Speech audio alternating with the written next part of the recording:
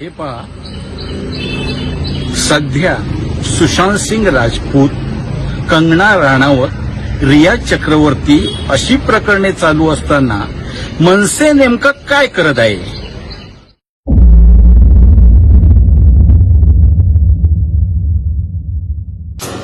या करोनाच्या संकटाच्या काळात लोकांना अन्न, डॉक्टर आणि पोलीस प्रशासनाला पीपी किट आणि मास्क देण्याचं काम फक्त मनसेने केलं.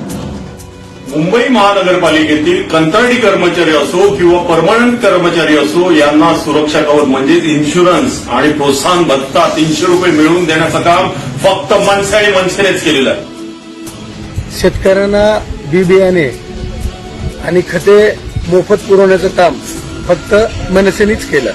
खासगी हॉस्पिटलमधील लाखोंची बिले कमी करणे आणि गरजूंना बेड उपलब्ध करून देणे हे काम फक्त महाराष्ट्र नवनिर्माण सेनेनेच केले.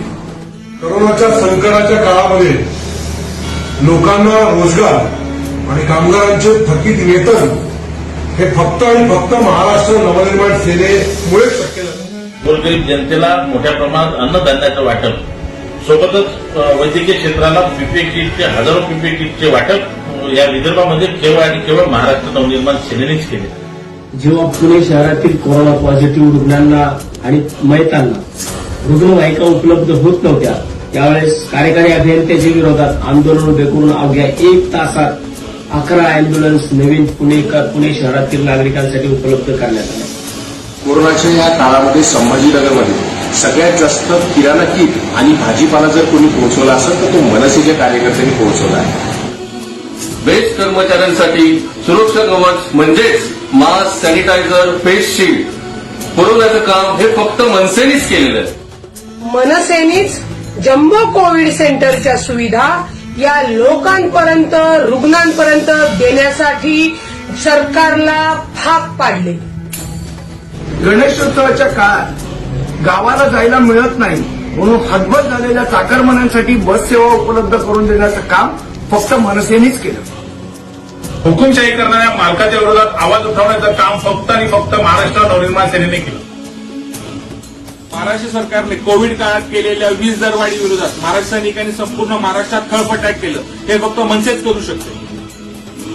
कोरोना काळामध्ये डॉक्टरांना पीपी किट मिळवून देणं आणि रुग्णांना बेड मिळवून देण्याचं काम फक्त आणि फक्त मनसेनेच केलेलं आहे. महाराष्ट्रातील वाहतूकदारांना त्रास देणाऱ्या फायनान्स कंपन्यांना धडा शिकवण्याचं काम मनसेनेच केलं. मनसेने पुणे शहरातल्या हॉस्पिटलवरती वचक बसवलेलं आहे व वाढीव बिल घेणाऱ्या हॉस्पिटलला दणका सुद्धा दिलेला आहे. कोरोनाच्या या संकटाच्या काळामध्ये चित्रपटसृष्टी, नाटकसृष्टी आणि या मनोरंजन क्षेत्राच्या मागे महाराष्ट्र नवनिर्माण सेनाच कमीपणे उभी आहे. हिंदू भाविकांना मंदिरात प्रवेश मिळालाच पाहिजे ही ठाम भूमिका मनसेने घेतली. या कोरोनाच्या काळात जिम व्यवसाय चालू व्हावा अशी ठाम भूमिका फक्त महाराष्ट्र नवनिर्माण सेनेने. लहान मुलांच्या दप्तराचं ओझं कमी करण्याचा उपाय हा सुद्धा मनसेनेच दिलाय.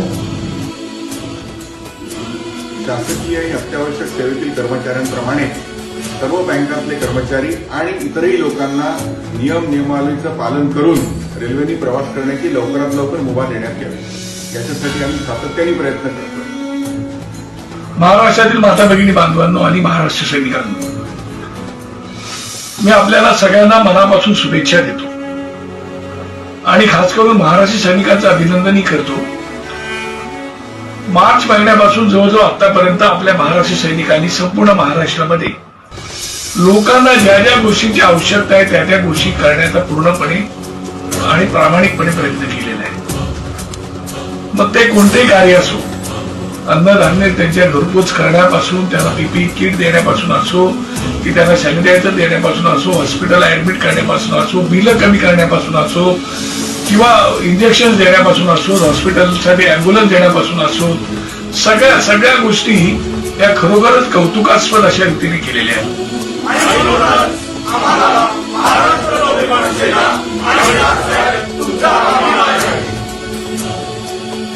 मी कोणाशी बरोबरी करत नाहीये, परंतु माझ्या पक्षातल्या माझ्या सगळ्या महाराष्ट्र सैनिकांनी आणि माझ्या पदाधिकाऱ्यांनी जे काम गेल्या 4 महिन्यामध्ये केलंय म्हणजे लोकांच्या ज्यांच्याकडे